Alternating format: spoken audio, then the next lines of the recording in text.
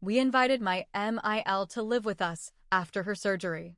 She slowly took over, rearranged the living room, changed my son's bedtime, and told my friends I had postpartum psychosis. When I asked her to stop, she said, "You're unstable." Everyone agrees. I checked my phone. There was a group chat I'd been removed from. But not before the screenshots were forwarded to me. It was titled, "How to Get Her Out." I never thought I'd be writing something like this. But here I am. I'm a 34-year-old mom living in Denton, Texas. I've been married for 8 years to a man I thought had my back. We have 2 kids, a 3-year-old and a baby girl who just turned 5 months old. After my daughter was born, I struggled a lot. The kind of struggle people don't like to talk about: panic attacks, crying at night, that constant feeling like I was doing everything wrong. I got help. Therapy, medication, everything. It was getting better. Slowly, but better. Then my mother-in-law broke her hip. She had no one else. Her daughter lives in Oregon and barely speaks to her, and her husband passed away 5 years ago. So of course, like any decent people, we invited her to stay with us while she recovered. I didn't see it at first. The first couple weeks, she acted grateful. Said thank you a lot. Made jokes about being a burden. Cooked us dinner and cleaned the kitchen without being asked. I thought maybe it was going to be okay. But little things started happening. First, she moved the living room furniture around. "It's better this way," she said. "The light comes in better for the baby." Okay. I let it go. Then she started doing bedtime for my son without asking me. She told him 8:30 was the new rule, even though I had him on a 7:30 schedule since he was born. I said something and she laughed. "It's just an hour." She started calling my daughter her baby. She bought her clothes I didn't like and made comments like, "You should really dress her in softer colors. Baby sense stress, you know." I said thank you. I smiled. I held back everything inside me. Then came the bigger things. One afternoon, I walked into my own kitchen and heard her whispering on the phone. She was talking about me. She's not stable. She cries in the shower. I hear her. I froze. She didn't see me.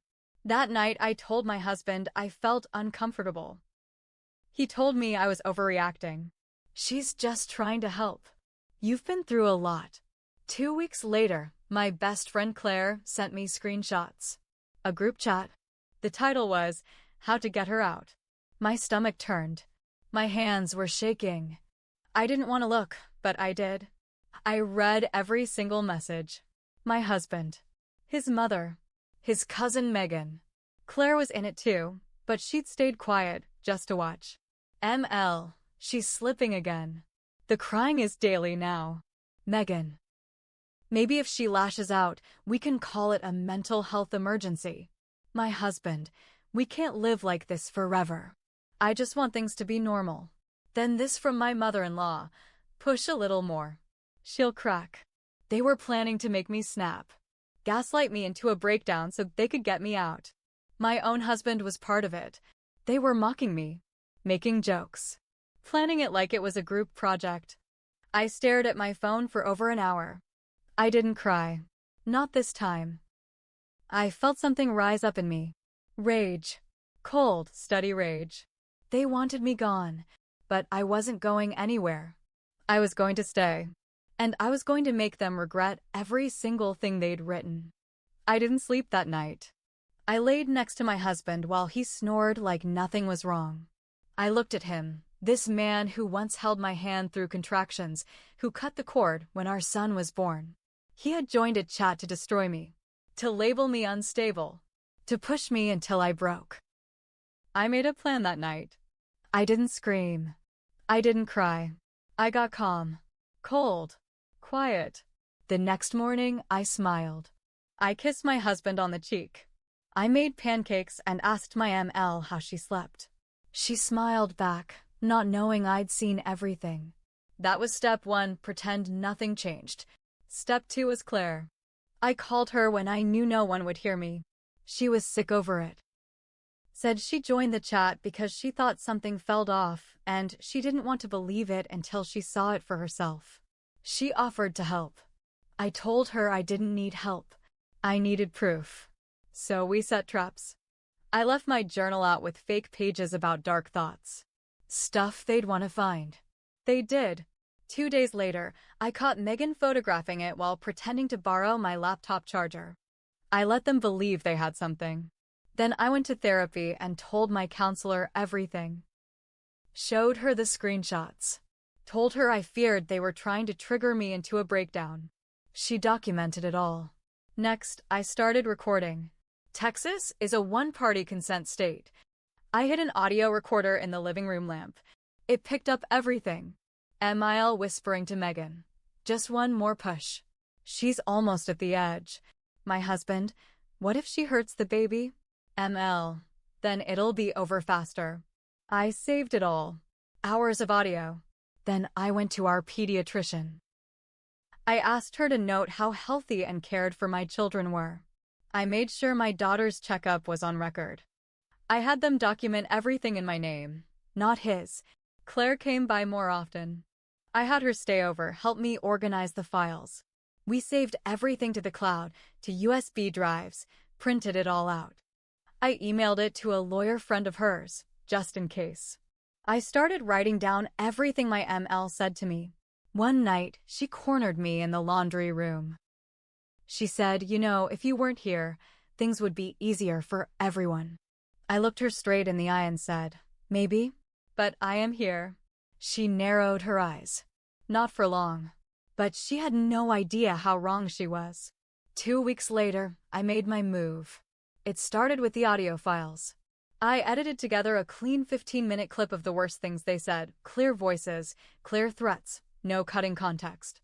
I played it for my therapist during a session. She was horrified. She said, this is coordinated psychological abuse. You need to protect yourself and your kids. I asked if she could write a letter. She said she'd do better. She'd submit a full report to Child Protective Services on my behalf against them. I wasn't neglecting my kids. I was being targeted. Meanwhile, I let the group chat keep going. Claire still had access, so she kept feeding me updates. Megan suggested taking my kids on a day trip without telling me. My husband agreed. Said it might shake her enough to leave. That was the last straw. I didn't blow up. I didn't scream. I printed out every message, every screenshot, every doctor note, therapist note, pediatrician form. I filed for an emergency custody hearing. Claire's lawyer friend took the case for almost nothing once he saw the evidence. But I didn't tell them yet. I let them stew. One afternoon, while my ML was at her physical therapy appointment, I sat my husband down. Told him I knew everything. He tried to deny it at first, played dumb. Then I pulled out the folder. I watched his face go white as snow. You planned to push me out. To paint me as unstable. To take my kids. He didn't say a word. Just kept staring at the files. Then I told him, you'll be served soon.